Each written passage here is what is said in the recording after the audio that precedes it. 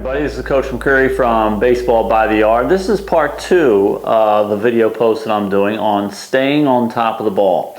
Part 1 dealt with staying on top of the ball as a hitter, but today for part 2 I'm going to try to give some information on what it means to say stay on top of the ball to a pitcher. What does that mean? Well, I'm a little closer to the camera here because you need to see my grips on the baseball in order to understand what that one means. And I'll try to move a little closer even because you'll need to see some fine-tuning of the hand on determining how to stay on top of the ball. One thing to note is that every pitcher is different. Staying on top of the ball to a guy who throws right over the top is going to be a little different than staying on top of the ball from a guy who's throwing more sidearm.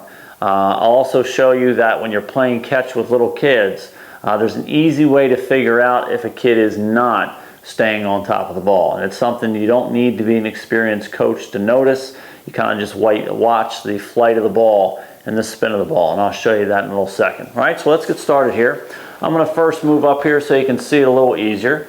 But let's say I am throwing a ball and I throw right over the top and my fingers are right on top of the ball. This, of course, would be that player's perfect position in terms of keeping his fingers on top of the ball when he throws. That's where he's going to get the maximum velocity, movement, the whole bit. Now, when players start to get tired, sometimes their fingers start to dip on the side of the ball. First off, it could be because of the arm angle. Their arm gets tired and they start to drop their arm a little bit. But it could also be that instead of being completely on top of the ball, their fingers kind of go off to the side a little bit.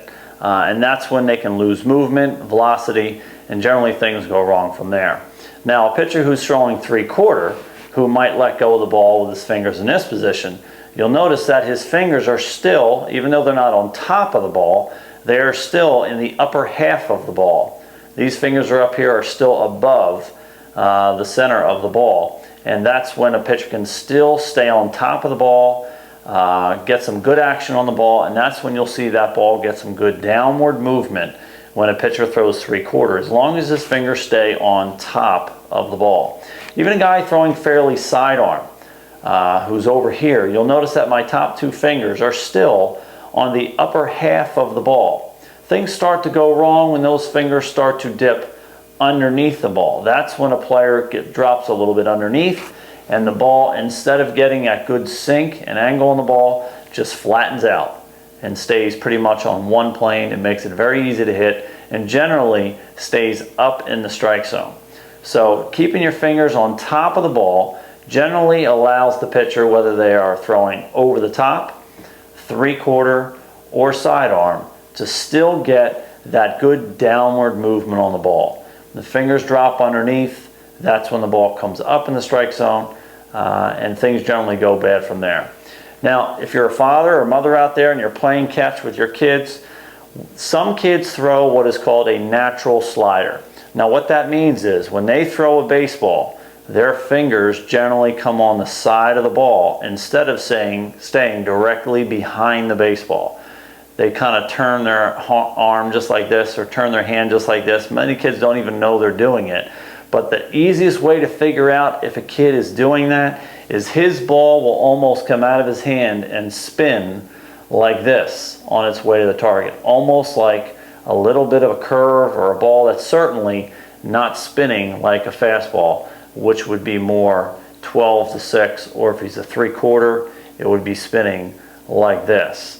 Anytime you see that ball spinning the other way like a slider or a curve ball, that's when you know the kid's fingers are not staying on top of the ball. They're coming off to the side.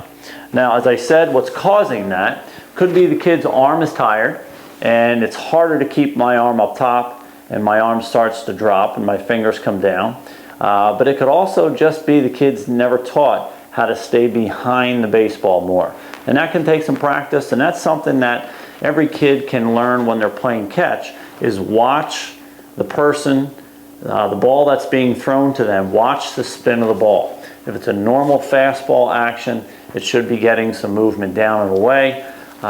If the finger's coming underneath the ball and not staying on top, it's going to be more of a curveball action. And that's not good for a pitcher. It's not good for his arm, but it's certainly not good for velocity or the kind of movement you want.